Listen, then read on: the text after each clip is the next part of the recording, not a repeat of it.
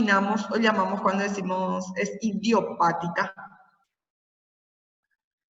Sem uma causa De conhecida. causa desconocida. Muy bien, allí está la palabra, ¿verdad? Causa desconocida. No hay una causa, no estamos encontrando la causa de la etiología. Y justamente este contenido, lastimosamente, las causas no se conocen. Entonces nosotros vamos a ir viendo en qué consiste, qué es lo que ocurre en la fisiopatología, ¿sí? Y todo lo que vamos enfocando, ¿verdad? Yo le voy a decir, ¿verdad? En esto, estudien bien esto, ¿verdad? Vayan punteando, ¿sí? Porque si ustedes, así como veníamos desarrollando, Rabel, que empezamos las clases la semana pasada, y ustedes se acordaban de que nosotros habíamos desarrollado todo eso, si siguen así, manejan, llegan así al examen, van a tener un buen examen. ¿Por qué? Porque son en esas preguntas en las que realmente yo enfoco, ¿sí? Entonces, a medida que vayamos desarrollando, ahora si tienen duda, pregunta, adelante. Y si de por ahí están entendiendo todo bien, entonces cuando finalizamos, yo me voy a ir preguntándolos a ustedes, ¿verdad? Porque yo sé, ustedes saben, responden de a gusto así. Y entonces, esta pregunta que vamos intercambiando, preguntas-respuestas, son lo que realmente yo enfoco en el examen, ¿sí? Sobre que los compañeros de ustedes años anteriores ya le comentó luego, ¿verdad? Cómo suelen ser mis preguntas, todo eso. Así que chicos, vayan estudiando, vayan leyendo, estudiando. No decaigan, como siempre digo, ¿verdad? Mucha fuerza, ánimo para todos. Yo sé que no es fácil, ¿sí? Pero nada es imposible. ¿Está bien? No sé si tienen alguna pregunta o duda antes de iniciar. Hasta ahora creo que la mayoría ya se habrán conectado. 33 participantes.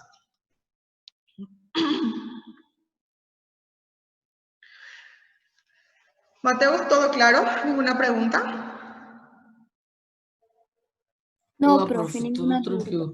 Hein, Todo a tranquilo. respeito da plataforma lá, tem um slide sobre pneumopatia, sobre tromboembolismo pulmonar. Já tivemos esse repasso ou vai ser só aquele do começo do ano presencial, prof? ¿Y tromboembolismo pulmonar ustedes todavía no desarrollaron con el doctor Lisandro? Ese va a ser con No, doctor prof. Lisandro, profe. Y justamente porque viste que es así. Ustedes conmigo tienen 3 frecuencias, entonces por eso nosotros tenemos más contenido en este caso. Con él tienen 2 frecuencias, entonces capaz que por eso todavía no desarrollaron ese contenido, porque ese fue su tercer contenido que desarrolló la semana pasada. Y la misma cosa, los alumnos que tienen conmigo 2 frecuencias, ¿verdad? El grupo que tiene conmigo 2 frecuencias nomás, yo todavía no desarrollé, por ejemplo, neumonía por broncoaspiración. ¿Entienden? Que es mi siguiente clase que yo ya desarrollé con usted, incluso ya es un nuevo tema otra vez. Y lo mismo con él. En este caso tengo entendido que todavía entonces él no desarrolló con usted tromboembolismo pulmonar. Dale, prof, ¿Verdad? gracias. A ver, ustedes tienen el miércoles con el doctor Lisandro, veo acá en la lista, en el horario. Entonces ese día van a desarrollar tromboembolismo pulmonar. Entonces pueden descargar, ir leyendo, entonces ya van a conocer algo, ¿verdad? Y ya en la clase van a entender mucho mejor, ¿sí?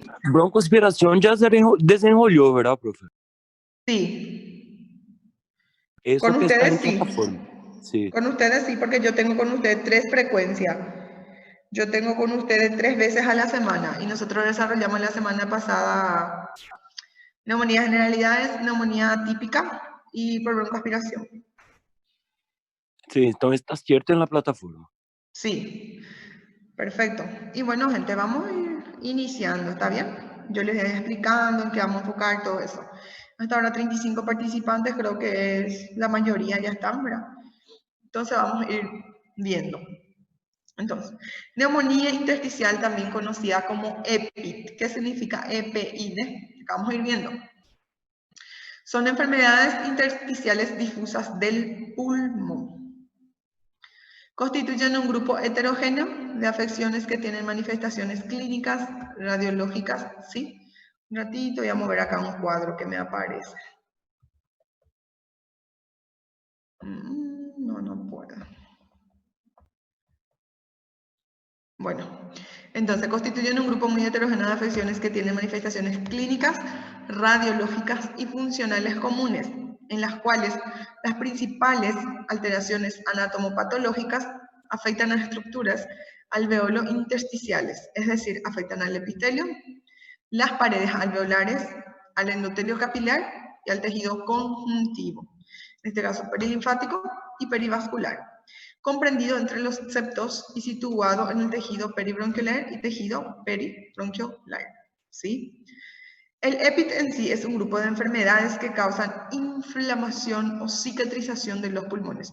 Sobre eso es lo que nosotros vamos a ir hablando. Inflamación, cicatrización. Nosotros estamos llamando neumopatía intersticial o enfermedad pulmonar, y en este caso difusas del pulmón, sí, intersticiales difusas del pulmón. Inflamación, cicatrización, porque en eso es lo que vamos a ir enfocando. ¿Y por qué hace rato le dijo a usted idiopática? Porque lastimosamente no se conoce la causa exacta del por qué ocurre eso en el pulmón, ¿sí? Esto hace que sea difícil obtener suficiente oxígeno, por ende el paciente va a tener hipoxemia. La cicatrización se llama fibrosis pulmonar. Cuando nosotros tenemos una cicatriz, acá estamos denominando fibrosis, ¿les parece que eso es reversible o irreversible? Irreversible. Muy bien, gente. Entonces, es irreversible. ¿Qué significa eso? Que si nosotros estamos hablando de una fibrosis, lastimosamente eso ya no se va a regenerar, eso ya no va a mejorar, eso ya permanece así, ¿sí? Dentro de la epidemiología, existen más de 150, acá menciona, causas de EPID. La mayoría de estos trastornos son raros, con una prevalencia de 20 a 30 casos por cada 100.000 habitantes. O sea que es poquísimo en la estadística. Ligeramente mayor en varones. FPI, ¿qué significa? Fibrosis pulmonar idiopática, representa el 40% de las EPI. Entonces, ¿qué yo quiero que ustedes sepan en epidemiología? Porque estamos hablando que existen varias, vamos a ver la clasificación, que realmente hay muchos, ¿verdad? Tipos de EPI, en este caso que sería neumopatía intersticial, ¿sí? Pero dentro de la clasificación, ¿cuál nos menciona que es la más frecuente? La fibrosis pulmonar idiopática. ¿En cuánto por ciento? En el 40% de los casos, ¿sí? Te van a llegar a escuchar sobre fibrosis. En este caso, estamos mencionando que la fibrosis pulmonar idiopática es más frecuente en ¿quiénes? En varones, ¿sí? Entonces, una de las neumopatías intersticial más frecuentes es fibrosis pulmonar idiopática, 40% de los casos, predominio sexo masculino. Eso no se olviden, ¿sí? Entonces, vayan tomando apunte de lo que les voy diciendo, ¿sí? Algunas poblaciones susceptibles de desarrollar una EPI son aquellas con una exposición ocupacional. Alérgeno específico, antígeno inhalado, toxina, agente ambiental, pacientes con enfermedades colágeno-vasculares y los tratados con, en este caso, con alguna sustancia citotóxica, ¿verdad? Entonces, ¿qué es lo que generaría estas poblaciones susceptibles de repente a un alergeno, todo eso, así como nos informa, ¿verdad? Una neumoconiosis, ¿sí? ¿Dónde podría ocurrir o darse esos casos? En pacientes que trabajan, por decirlo así, donde se hacen carbones, cementos, ¿sí? Todos esos lugares, esas fábricas, ¿está bien? Entonces, ¿qué es lo que yo quiero que ustedes sepan en epidemiología? Porque vamos a mencionar después. Existen varios tipos de EPI, pero la más frecuente y la que vamos a ver, vamos a ir viendo, es la fibrosis pulmonar idiopática. Mencionamos en el 40% de los casos, ¿sí? Y es predominio en el sexo masculino. Vamos a ir viendo la edad también más adelante. Dentro de la etiología y clasificación se conocen más de 150 entidades que se pueden agrupar en EPI. Aunque solo es posible identificar el agente causal en aproximadamente 1/3 de los casos.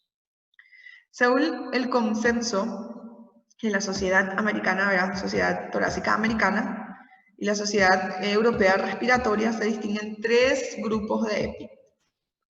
El primer grupo, constituido por neumonías intersticiales idiopáticas, así como dijo hace rato la compañera. Al mencionar la palabra idiopática, significa que la causa no se conoce, no se sabe, ¿sí?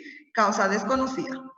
Segundo grupo, incluye las EPI de causa conocida o asociada a otras enfermedades, incluyendo las asociadas a enfermedades del colágeno, también las ocasionadas por fármacos, polvos orgánicos, alveolitis alérgica extrínseca, polvos inorgánicos como la neumoconiosis, y las asociadas a enfermedades hereditarias. Si nosotros estamos hablando acá de enfermedades hereditarias, estamos mencionando que vamos a ir viendo, hay en otras diapositivas, ¿sí? Que también influye, en este caso, el problema genético, ¿sí?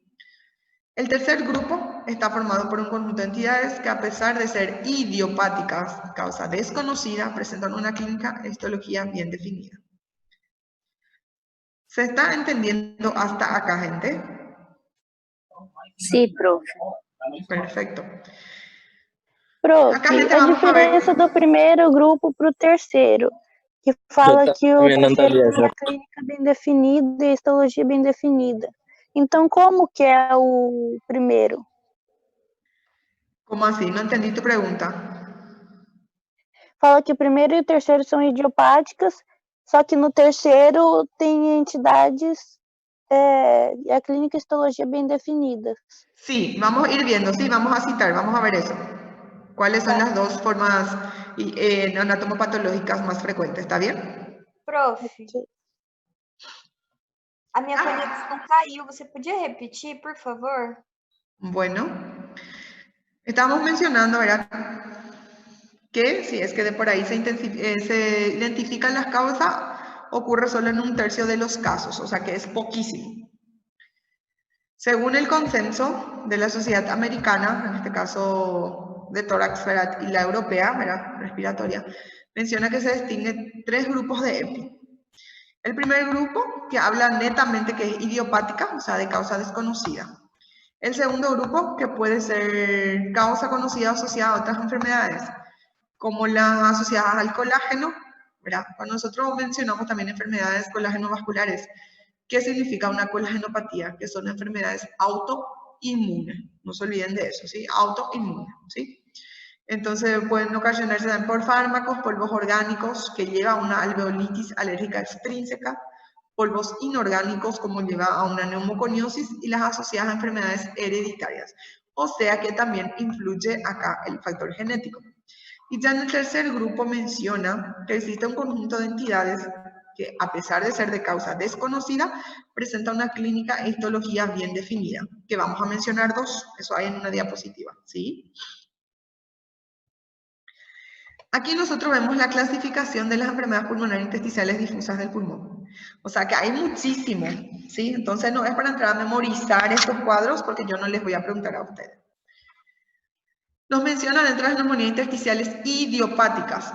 Fibrosis pulmonar idiopática, dijimos que es una de las más frecuentes. ¿En qué porcentaje?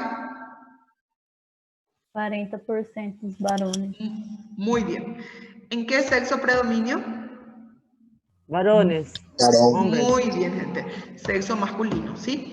Entonces mencionamos fibrosis pulmonar idiopática, neumonía intersticial aguda, la neumonía intersticial no específica, la bronquiolitis respiratoria con enfermedad pulmonar intersticial, neumonía intersticial descamativa, la neumonía organizada criptogenética, y la neumonía intersticial linfocítica. Esas son las idiopáticas netamente. Luego menciona causa conocida o asociada. Y aquí están las enfermedades asociadas a enfermedades del colágeno, neumoconiosis inducida por fármacos o radioterapia, neumonitis por hipersensibilidad, las asociadas a enfermedades hereditarias, o sea que las enfermedades autoinmunes y donde vemos que influye la genética, ¿verdad? Entre las hereditarias menciona la neurofibromatosis, síndrome de Hermansky-Pudlak, hipercalcemia, hipercalciuria. Y luego están las primarias asociadas a enfermedades no bien definidas, donde menciona la sarcoidosis, está la proteinosis alveolar, la microlitiasis alveolar, la linfangioliomyomatosis, eosinofilias pulmonares, histiocytosis pulmonar, células de Langerhans, amiloidosis. O sea que existe una variedad de clasificación, gente. Por eso les digo, nosotros vamos a enfocar en lo que realmente es más frecuente. En este caso mencionamos la fibrosis pulmonar idiopática, ¿sí? Uno ya mencionamos que es idiopática, causa desconocida. Hay varias clasificaciones de EPI, ¿sí? Entonces, nosotros así, pero si nos vamos a ver, es lo que pensamos, todo eso, ¿verdad? Pero en este caso la más frecuente sí vamos a desarrollar, ¿sí? Y el resto es para que sepan que existen varios tipos de EPI, pero no es necesario entrar a memorizar. ¿Está bien? Yo no les voy a preguntar a ustedes. Y bueno, ahora vamos a empezar la patogenia, ¿sí? Que les voy a ir explicando y vamos a ver imágenes también. Entonces, las neumopatías son trastornos no neoplásicos y no son producidas por microorganismos infecciosos identificados. Se desconoce el camino exacto de la lesión hasta la fibrosis. ¿De qué lesiones estamos hablando? De un proceso inflamatorio. Neumopatía intersticial, entonces caracterizamos por inflamación, cicatrización. Eso es lo que ocurre dentro de las EPI, ¿sí? Y acá bien como dice, no se conoce el camino exacto del por qué hay una lesión que lleva a una cicatrización. Si bien existen numerosos elementos desencadenantes de la lesión. Las respuestas inmunopatológicas del tejido pulmonar son limitadas, ¿verdad? Tienen un mecanismo de reparación y tienen rasgos comunes en este caso.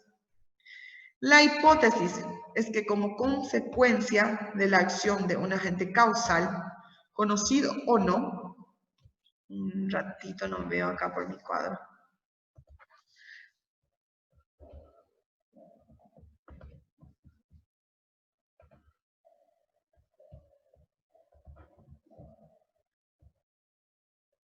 Qué jodido que este tema de los cuadritos que aparecen. Bueno, entonces se produce una lesión del epitelio que recubre las paredes alveolares como respuesta a esta. Células inflamatorias, ¿quiénes son los que actúan allí? Los macrófagos, los neutrófilos, linfocitos, eosinófilos, mastocitos y fibroblastos. Liberan una serie de mediadores, como citocinas, radicales libres, metabolitos del ácido araquidónico, interaccionando de forma autócrina o parácrina entre sí, originando la inflamación crónica alveolar, alveolitis y una lesión tisular prolongada. Nosotros estamos mencionando que no se conoce la causa, ¿sí? Y del por qué ocurre un proceso inflamatorio que lleva a qué cosa después dijimos. Fibrosis. Muy bien, una fibrosis que es cicatriz. Cicatrización. ¿Sí? Esa cicatrización es irreversible, ese ya no va a mejorar y no va a terminar en el pulmón del paciente. Vamos a ir viendo dónde es lo que netamente afecta y qué es lo que ocurre, ¿sí?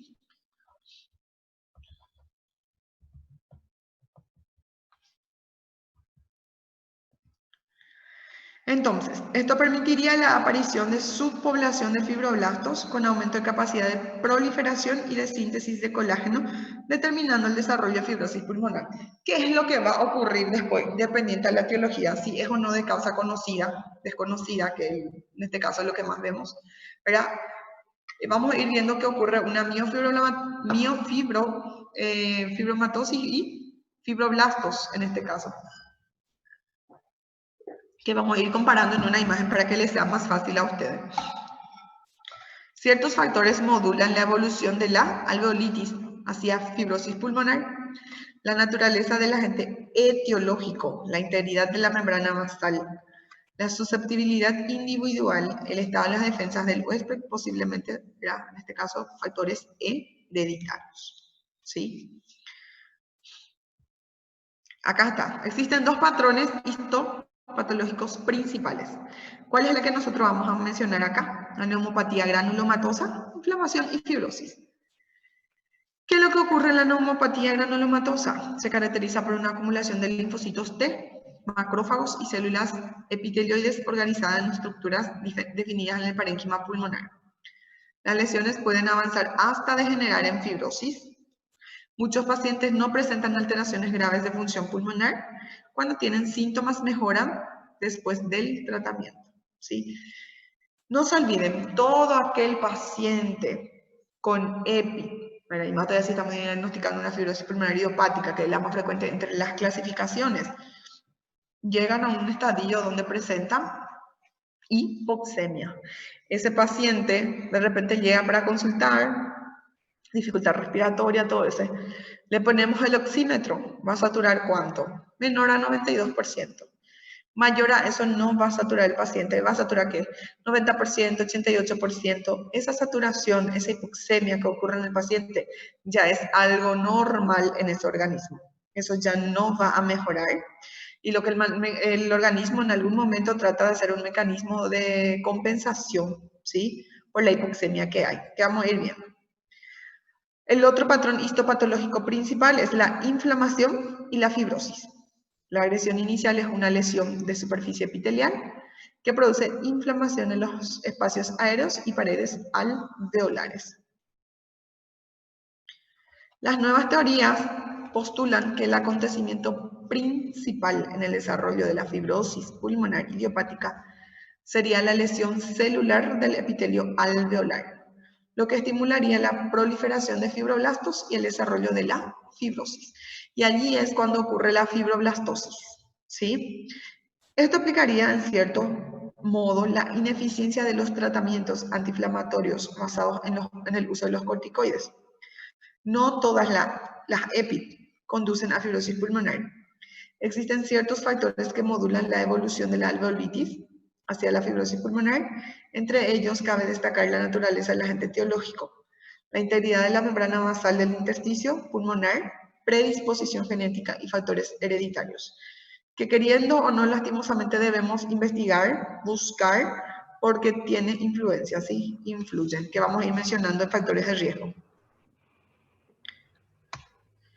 Entonces, los mecanismos patogénicos importantes propuestos en el desarrollo de EPI son inflamación, células efectoras, daño epitelial, inmunidad innata y adquirida, autoanticuerpos y predisposición genética. Estamos mencionando que hay inflamación y después llega a una cicatrización. En la inflamación conduce a la influencia de células inflamatorias en los espacios aéreos intersticiales y alveolares, ocurriendo también daño epitelial, que en esta etapa es un determinante importante de la probabilidad de progresión de la enfermedad. Las células efectoras, fibroblastos y miofibroblastos, activados que producen cantidades incrementadas de proteína de matriz extracelular y colonizan... Rafa, sua câmera tá ligada. Ah, Eu sua acho. câmera tá ligada e seu microfone também. Y colonizan las cicatrices fibrogénicas dentro del pulmón, ¿sí? Que vamos a ir viendo ahora la imagen para que sea mucho más entendible para ustedes. Entonces, ¿qué es lo que ocurre dentro de las EPI? Dijimos esas dos palabras que no se tienen que olvidar. Inflamación, cicatrización. E cicatrização. Muy bien. Inflamación, cicatrización.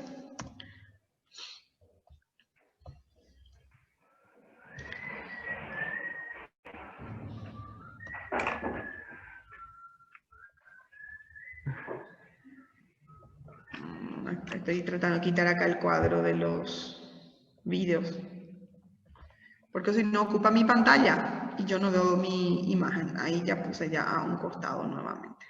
Bueno, ¿qué es lo que nos muestra esta imagen? Están observando allí, ¿verdad? Sí. Perfecto. Bueno, aquí nosotros estamos viendo el epitelio, ¿verdad? Alveolar, endotelio capilar, espacio intersticial y la membrana basal, ¿sí? La que se observan hacia abajo. ¿Qué es lo que ocurre acá? Lastimosamente, ¿verdad? ¿De dónde tiene que salir oxígeno? De los alveolos, para tratar de poder llegar a todos los tejidos, los capilares después, que vamos a ir viendo. Entre ustedes no me están mensajeando allí, se estaba mirando. Entonces, y el dióxido de carbono que tiene que ingresar para que haya el intercambio. Vamos a ir viendo. ¿Dónde les parece que va a ocurrir esa cicatrización que es irreversible y que ya no va a mejorar? Dentro del espacio intersticial vamos a ir viendo, ¿sí? Aquí observamos otra imagen que es mucho más entendible. Entonces, acá lo que vemos es que tiene que atravesar el oxígeno, el espacio intersticial, para tratar de salir, ¿verdad? Hacia los hematíes, para que vaya hacia todos los tejidos y la periférica, ¿verdad? Y el dióxido de carbono que entra. Bueno, la siguiente imagen, esta, que es normal que estoy acá mostrando, ¿verdad? Se observa cuando el dióxido de carbono ingresa y el oxígeno debe salir, ¿sí? En este caso, ¿por dónde tiene que pasar? Al intersticio, ¿sí? Tiene que pasar el intersticio para poder, en este caso, distribuirse por todos los tejidos y la periférica. ¿Qué es lo que ocurre cuando lastimosamente, mira, estamos hablando de que hay un problema? Acá en la imagen, ¿qué es lo que estamos observando? Que ya los alveolos dañados aportan menos oxígeno, ¿verdad? Acá no sé si ven, ¿verdad? El oxígeno que tendría que salir ya no viene con la misma intensidad y capacidad de lo que es cuando eres sano, ¿sí? ¿Dónde ocurre esa cicatrización? Intersticio con cicatrices. Si ya desde el ingreso, en este caso de los alveolos dañados, que ya no están pudiendo, en este caso, enviar oxígeno adecuado para que pueda atravesar todo lo que es el intersticio y dirigirse hacia la periférica, hacia todos los tejidos, entonces ese es el motivo del por qué el paciente presenta hipoxemia. Estamos hablando de una cicatrización que ya no va a mejorar. Alveolo dañado, que eso va a persistir, ¿sí? Y aquí observamos justamente cómo el oxígeno, ¿verdad?, que llega con dificultad y por ende muestra un intersticio con cicatriz. ¿Alguna pregunta hasta acá, gente? ¿Se está entendiendo? Sí, profe. Perfecto.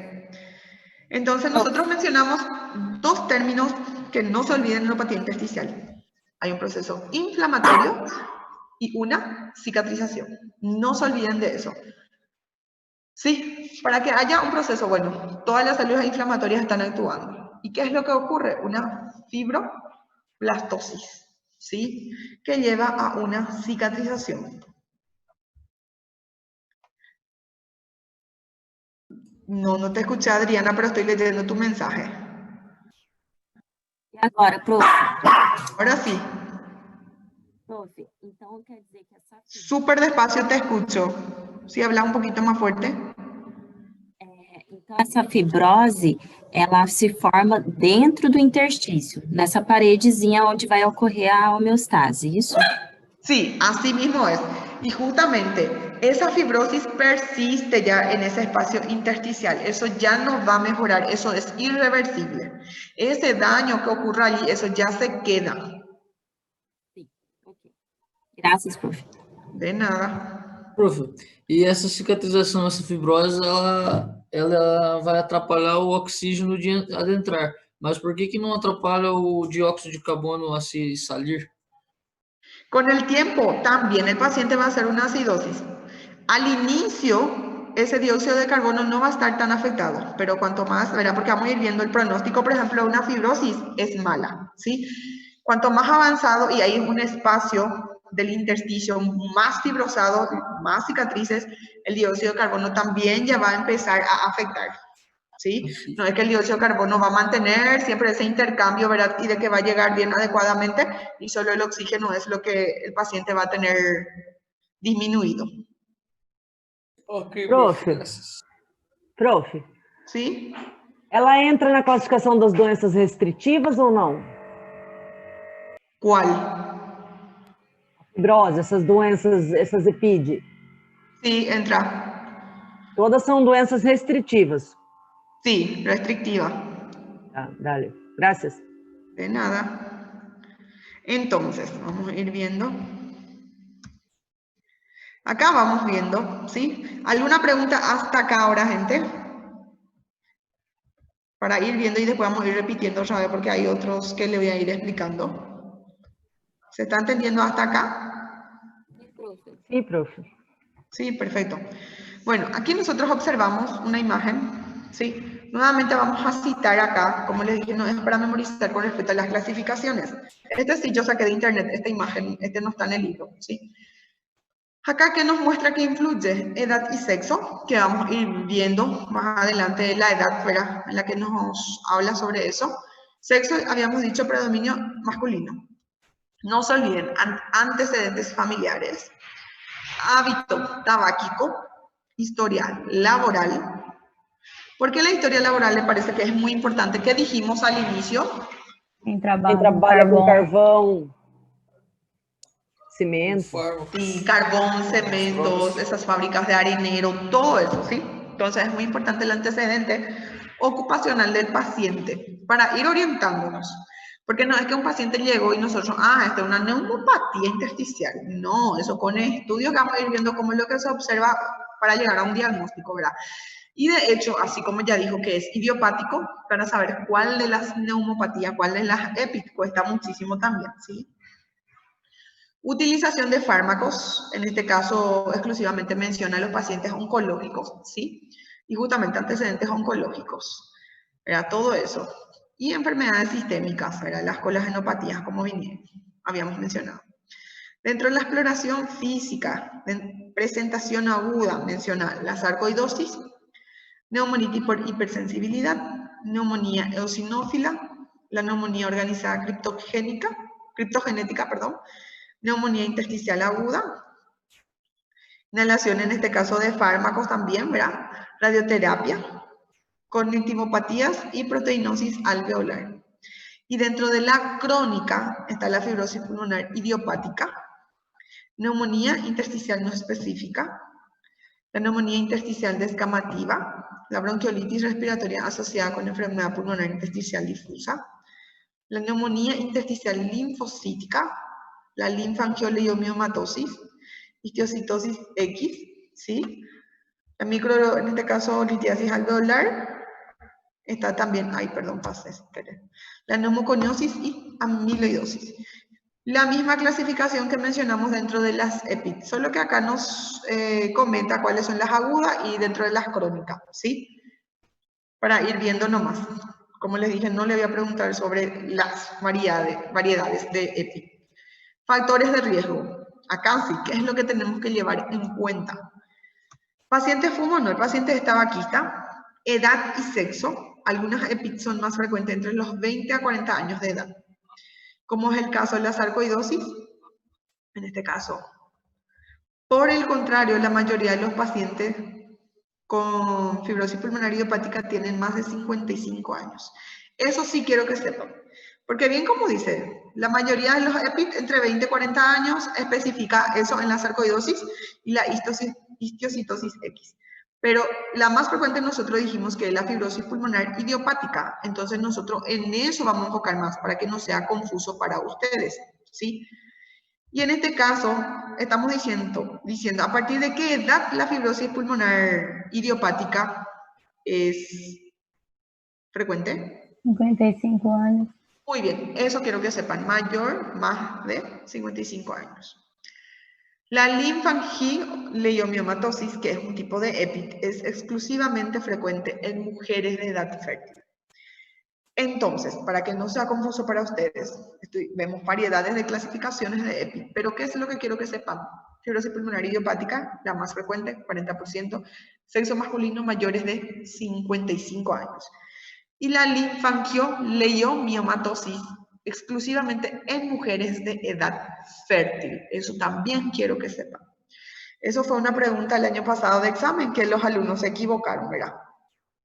Que yo puse una de las clasificaciones de EPIC, ¿verdad? En mujeres, frecuente en mujeres, en edad fértil, y ellos marcaban cualquier cosa, menos linfangioliomyomatosis. Entonces, por eso les estoy diciendo. La linfangio, estamos hablando exclusivamente en mujer, y la fibrosis pulmonar en varones, ¿sí? No se confundan con eso. Ver dentro de los factores de riesgo, ocupación, hobbies, viajes, el entorno del paciente, historia de exposición, su duración y si realizó protección respiratoria. Más todavía en este caso mencionando, ¿verdad?, que trabaja en las fábricas de cemento, carbón, eso que venimos mencionando. Antecedentes familiares, tratamientos previos como quimioterapia, radioterapia. También existe una amplia lista de fármacos capaces de provocar una neumopatía intersticial, ¿verdad? Consumo de drogas, síntomas de enfermedades sistémicas, factores de riesgo para VIH. No se olviden entonces, dentro de factores de riesgo, tabaquismo, ver edad y sexo. ¿Cuál mencionamos dentro de la clasificación que es la frecuente en mujeres en edad fértil? Linfangioliomatosis. Linfangioliomyomatosis. Entonces no se olviden de eso, gente, no se confundan con las otras clasificaciones, ¿sí? Yo les dije al inicio de la clase, EPIC más frecuente sexo masculino. Netamente, la más frecuente estamos hablando de fibrosis pulmonar idiopática, 40% de los casos. Y ahora estamos viendo que la más frecuente en mujeres en edad fértil es la... ¿Quién me dice? Linfangioliomyomatosis. Muy bien, gente. Linfangioliomyomatosis. Entonces no se olviden, ¿sí? Para que no sea confuso para ustedes. Profe, ¿Sí? quando fala ali, ó, história de exposição essa exposição seria ao quê? Y la exposición justamente por el tema de la neumoconiosis. El tema de fábrica de carbones, areneros, cementos, ¿sí? ¿Por qué? Por la silicosis, todo eso que puede acarrear con el tiempo problemas en el pulmón del paciente. Certo, gracias. De nada. ¿Están entendiendo hasta acá, gente? Sí, profe. ¿Mateos? Sí, profe, tranquilo, Sim, gracias. sim. ¿Sí? Tranquilo, perfecto. Entonces vamos a ir repitiendo ya de todo después, ¿sí? Porque yo quiero que todo esto que yo insisto con ustedes es lo que va a salir en el examen. Y si ustedes llegan en el día de examen y responden así como me están respondiendo ahora, van a rendir bien, gente. Por eso es lo que insisto mucho con ustedes y les repito, ¿sí? Ahora que después no díganlo, pero la doctora Alicia no dijo eso en su clase, ¿verdad? Por eso justamente estamos enfocados. Lean el libro, capaz y con el libro van a entender mucho mejor de todo lo que yo estoy diciendo acá. Comparen con el libro, ¿sí? Estudien y es mucho más fácil para ustedes. Ay, me pica la nariz. Dentro de las manifestaciones clínicas, síntomas fundamentales son la disnea de esfuerzo, dificultad respiratoria, gente, ¿sí? Que es progresivo y tos habitualmente seca. Una característica que les voy a ir explicando. Signos más frecuentes son los crepitantes inspiratorios, las acropaquias, aunque no están presentes en todos los pacientes. ¿Qué es acropaquias? También denominado como, ¿cómo se llama esta que ven acá en la imagen? Dedos em panilhas de Palilho. tambor. Muy bien, dedos en palillo de tambor. ¿Van a ver en pacientes? Van a llegar a ver en pacientes. Más todavía cuando estamos hablando de un componente de repente obstructivo, paciente incluso puede presentar paciente con EPOL avanzado, crónico, ¿sí? Paciente con fibrosis. Yo llegué a ver unas cuantas veces acropaquia, ¿sí? Entonces, ¿cómo vamos a tratar de identificar que podría ser una neumopatía? Dificultad respiratoria, vemos en todas las neumonías, en todos los cuadros respiratorios. Tos también vemos, ¿verdad?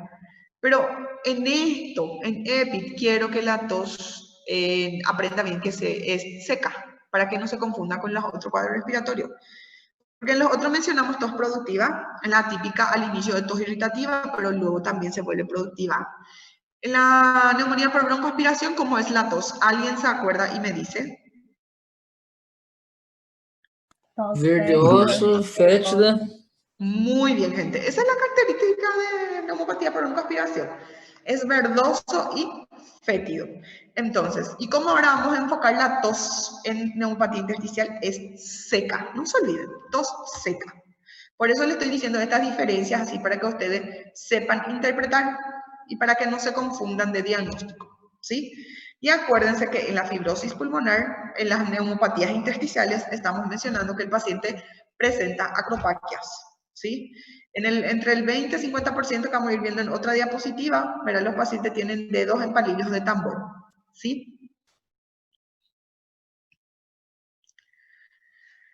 Diagnóstico. ¿Cuál era el parámetro en todas las otras neumonías que estuvimos viendo en la semana? ¿Cuál es el, por decirlo así, el patrón oro en imagen que pedimos? Y que con eso, ¿qué es lo que buscamos observar? Si hay infiltrados, si hay condensación, si hay derrame pleural, ¿cómo se llama? Raio-X. Muy bien, radiografía de tórax. Raio-X. Muy bien, gente, radiografía de tórax. Entonces no se olviden en los otros diagnósticos con respecto a eso. Ahora nosotros vamos a volver a mencionar radiografía, pero vamos a citar, ¿verdad? Que es otro, el estudio imagenológico, que es más sensible en esta patología. Entonces, bien, radiografía simple de tórax permite valorar la distribución de las lesiones, monitorizar su evolución y diagnosticar aparición de complicaciones. En la mayoría de los pacientes con clínica existen alteraciones. Un ratito, ya llevo ya mi cuadrito al otro lado.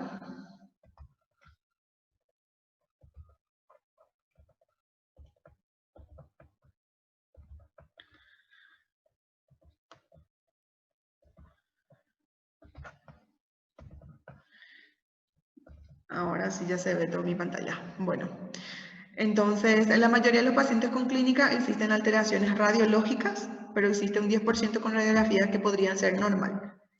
Los patrones radiológicos relacionados con EPI son vidrio deslustrado, que vamos a ver cómo se observa, nodulillar, reticular, retículo nodular y pulmón en panal de abeja. Eso no se olviden, panal de abeja. Vamos a ver. Característico en fibrosis, gente. Nosotros vemos pulmón en panal de abeja. Esto es una cicatrización. Esto es una cicatriz. Eso es lo que solemos mencionar, decir. Sí. ¿Cómo es el panal de abeja? ¿Alguien ya vio alguna vez cómo es el nido de la abeja, la casa de las abejas? Tienen Forma de varios blocos. orificios. ¿Perdón? Cheio de buraquinho, de espacinho. Sí, exactamente, llenito de agujeritos, ¿verdad? Que vamos a ir viendo, ¿sí? Que suelen afectar de forma difusa en ambos hemitórax. La mayoría de las veces es bilateral esa fibrosis, ¿sí? 90%, ambos hemitórax acompañan. Y se acompaña de disminución del tamaño de los campos pulmonares, ¿sí? O sea, ¿que pedimos radiografía? Pedimos, ¿qué es lo que tenemos a mano de entrada? ¿En la radiografía se ve en panal de abeja? No, exclusivamente vamos a ver en la tomografía. ¿Qué es lo que observamos en la radiografía? Vidrio deslustrado, que vamos a ir viendo cómo se observa. Ya en la tomografía, ¿verdad? En este caso de tórax, es más sensible que la radiografía. El diagnóstico, en este caso para el diagnóstico de las alteraciones del intersticio. Útil valorar la distribución, la extensión y la naturaleza de las lesiones. Las imágenes reticulares son indicativas de fibrosis y las imágenes en vidrio deslustrados de inflamación. Imagen de vidrio deslustrado observamos más en radiografía y panal de abeja observamos exclusivamente en tomografía. Cuanto más agresivo es panal de abeja, que afecta a ambos hemitórax, el pronóstico es feo. Y vamos a ir viendo por qué. ¿Sí? Análisis de sangre, no se olviden siempre, laboratorio de rutina, analítica, hemograma, PCR, eritro, perfil renal lipídico, ¿sí? Hepático, también reactantes de fase aguda, anticuerpos antinucleares y factor reumatoideo. ¿Por qué les parece que vamos a pedir la batería reumatológica que coincide en la reactante de fase aguda, anticuerpos antinucleares y factor reumatoideo? Porque é uma doença idiopática.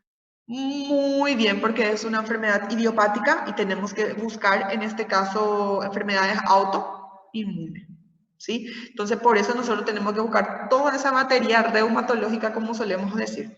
Le pedimos al paciente, ¿sí? Nosotros cuando tenemos un paciente que sospechamos algo autoinmune, acá en el hospital estoy hablando, y no estamos teniendo diagnóstico y todo es así, podría ser esto, este diagnóstico, aquello. Nosotros no tenemos para hacer la batería reumatológica en el hospital. Ustedes van a ver cuando empiecen a pisar desde el próximo año, si Dios permite, que la mayoría de estos pacientes que necesitan estudios y estudios, lastimosamente se remite a Asunción. ¿Por qué? Porque nuestro hospital no cuenta con los estudios necesarios que el paciente requiere. Si nosotros le pedimos al paciente estos estudios afuera, carísimo, es más de 1 millón alcanza. El paciente no tiene muchas veces para pagar ni siquiera comprar medicamento. Entonces terminamos derivando al paciente, ¿verdad? Enviamos, se le remite a Asunción para estudios, para que tenga un diagnóstico y se haga un tratamiento dirigido, ¿sí? El lavado broncoalveolar, el análisis celular e inmunocitoquímico del lavado broncoalveolar, gran interés en la valoración diagnóstica de las EPI. La biopsia pulmonar, en este caso es realizada mediante fibrobroncoscopía, que permite el diagnóstico de alguna de las EPI. ¿Sí? Requiere un estudio histopatológico del parénquima pulmonar. En caso de contraindicaciones, se debe practicar una biopsia pulmonar. Entonces, ¿cuál es el patrón oro dentro de neumopatía intersticial? ¿Cuál es la imagen que tiene más sensibilidad y que al ver nosotros, panal de abeja, vamos a decir, esto es una cicatrización? Tomografia computadorizada. Tomografía computarizada. No se olviden. Todos los otros cuadros respiratorios mencionamos radiografía. Pedimos también en neumopatía. Pero el que nos da una alta sensibilidad y podemos hablar ya observando en la tomografía, en la imagen que vamos a ir viendo qué es lo que se ve, podemos hablar ya, esto es una neumopatía intersticial. Prof, em bronquiectase o Golden também é tomografia. Tomografía, sí. Tomografía. ¿Sí? La tomografía.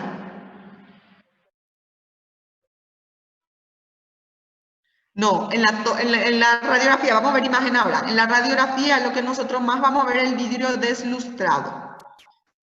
Y en la tomografía es donde nosotros vamos a observar más, vamos a ver el panal de abeja, ¿sí? Ah, então Para que no se tá invertido ali no slide anterior, profe. En el slide está que en el rayo X está el pulmón de panal de abeja. Sí, viste que también menciona en la radiografía, pero nos da para identificar, ¿sí? Eso incluso ustedes van a leer en el libro dice, pero nos cuesta muchísimo identificar. Acá, por ejemplo, nosotros observamos una radiografía. Mirando así, nosotros nos estamos observando el panal de abeja. ¿Entienden? Entonces cuesta muchísimo identificar, por eso yo les digo, netamente donde más vemos en la tomografía, ¿sí? Para que no se confundan a ustedes. La literatura nos dice que también habla de radiografía, pero nosotros en la práctica, en la vida real, vemos en la tomografía. Da para identificar, a eso es lo que voy, ¿sí? Acá, por ejemplo, vemos una radiografía, una tomografía, vamos a ir viendo. Menciona que muestra típicamente un patrón intersticial o infiltrados retículos nodulares de distribución bivasal y periférica. La mayoría de los pacientes presentan una radiografía anormal en el momento del diagnóstico. Mirando esta radiografía, no nos llama. Yo así veo una radiografía, no me llama así la atención. Ni nunca yo voy a pensar en fibrosis, neumopatía, en nada, ¿verdad? Yo ya veo y lo que me llama más la atención es acá. Le voy a mostrar, no sé si ustedes están viendo la flechita. Todo esto que va acá disperso, ¿sí? Y ocupa todo base. Y la misma cosa hacia acá.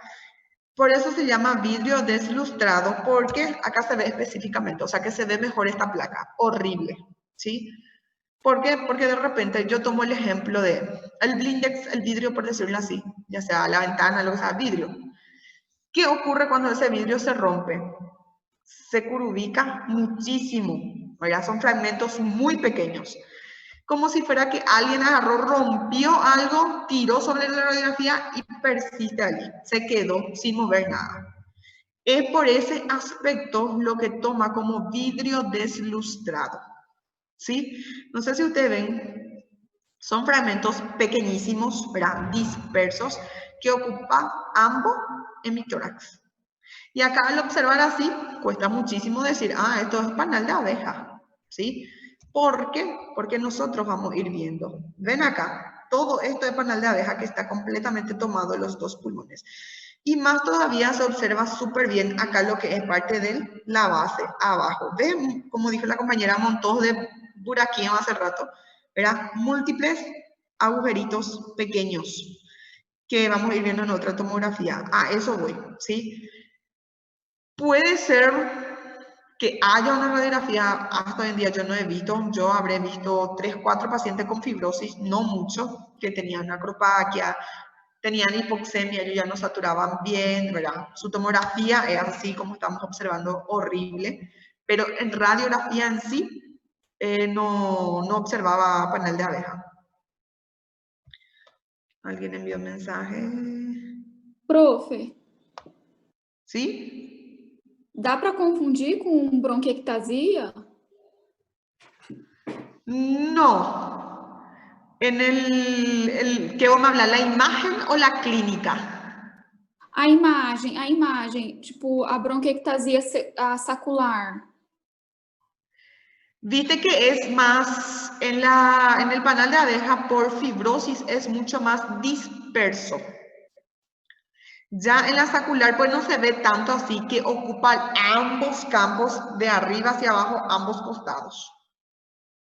Sí, es más, predomina más con respecto a eso.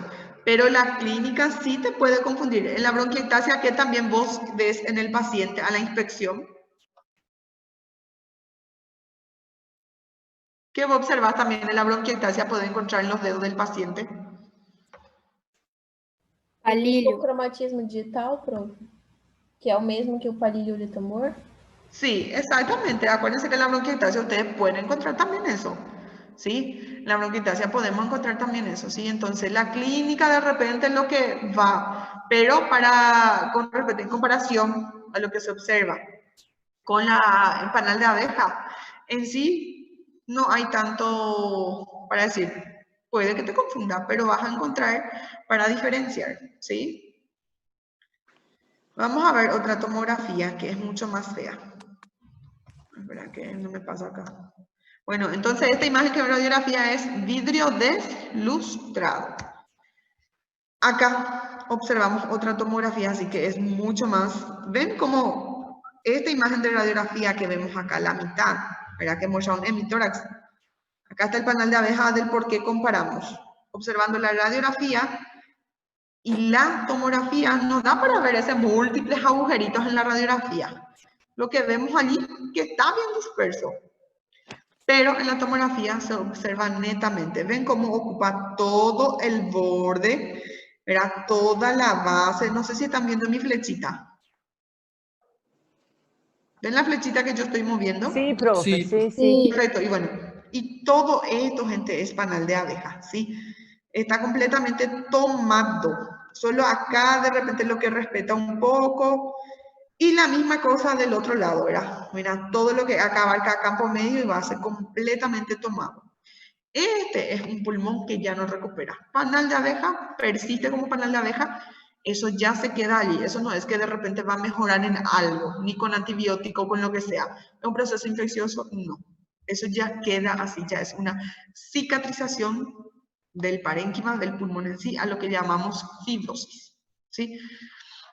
Actualmente, ahora que estamos en la pandemia, yo no sé si ustedes ya llegaron a ver alguna tomografía de los pacientes por COVID. Sí. ¿Ya vieron? ¿Y qué les parece? Es igualito. Los pacientes con COVID, si después al terminar la clase quieren googlear, mirar, ustedes van a ver que su tomografía es así horrible como estamos observando acá. Tomado completamente los dos pulmones, que lo primero que uno hace al ver hija de mil estatito fibrosado. Eso van a escuchar. Decimos eso cuando vemos, ¿verdad? El paciente ingresó con dificultad respiratoria brusca, refiere fiebre hace 2 días, tomografía y nos informa eso. COVID 90% seguro, ¿verdad? Y dice que no tuvo nexo, o sea que no tiene contacto, no sabe quién tiene, entonces, y ahí eso es caso comunitario, ¿verdad? Pero la mayoría de los pacientes por COVID nosotros estamos viendo así, ¿sí? Lastimosamente eso es lo que cuando vemos completamente tomados los dos pulmones, y nosotros decimos, mira, este ya está todo fibrosado, cuesta muchísimo que el paciente salga con vida. Y ahora lo que estamos viendo en el tema del COVID, ¿sí? Este tipo de fibrosis pulmonar produce pequeñas cavidades quísticas de bordes bien definidos, porque es bien redondito, así como relacionamos con el panal de abejas, ¿verdad? Con esta que está acá la imagen del medio, ¿verdad? Es bien así. Predominio, en este caso, ¿verdad? En las bases de los pulmones.